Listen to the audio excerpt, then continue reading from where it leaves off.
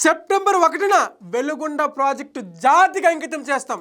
ముఖ్యమంత్రి చంద్రబాబు నాయుడు గారు ఒక మంచి అధికారి సమస్యను పరిష్కరిస్తే ఒక అద్భుతమైన అధికారి సమస్యనే తలెత్తకుండా చూస్తారనే విధంగా అందరూ కలిసికట్టుగా పనిచేయాలని దిశానిర్దేశం చేశారు. ముందు చూపుతో పనిచేస్తే మెరుగైన పాలన ఫలితాలను ప్రజలకు అందించగలం. 2027 మార్చి నాటికి పోలవరం ప్రాజెక్టు పూర్తి చేసి జాతికి అంకితం చేస్తానని సీఎం చంద్రబాబు నాయుడు గారు బల్ల గుద్ది చెప్పారు. ఆగస్టు 14వ తేదీన అనకాపల్లి పోలవరం ఎడమ కాలువ ద్వారా గోదావరి జలాలను కూడా రిలీజ్ చేస్తామని చెప్పారు. సెప్టెంబర్ 1వ తేదీన వెలుగొండ ప్రాజెక్టు మొదటి దశను కూడా ప్రజలకి అంకితం చేస్తామని చంద్రబాబు నాయుడు గారు క్లియర్ గా చెప్పారు. రాష్ట్రంలో 36 ప్రాజెక్టులు కూడా ప్రాధాన్యత క్రమంలో పూర్తి చేస్తాం. ప్రతి నెల జరిగే మంత్లీ ఎకానమీ రిపోర్టుల ద్వారా ఎప్పటికప్పుడు ఏ ప్రాజెక్టు ఎంత వరకు వచ్చింది, ఏ ప్రాజెక్టు స్టార్ట్ అవ్వాలి, ఏ ప్రాజెక్టు మధ్యలో ఉన్నాయని పూర్తి వివరాలు సమీక్షిస్తున్నాం అని చంద్రబాబు నాయుడు గారు క్లియర్ గా చెప్పడం జరిగింది. ఇది చంద్రబాబు నాయుడు గారి యొక్క పాలన, ఇది చంద్రబాబు నాయుడు గారి యొక్క ముందు చూపు. దీనిపై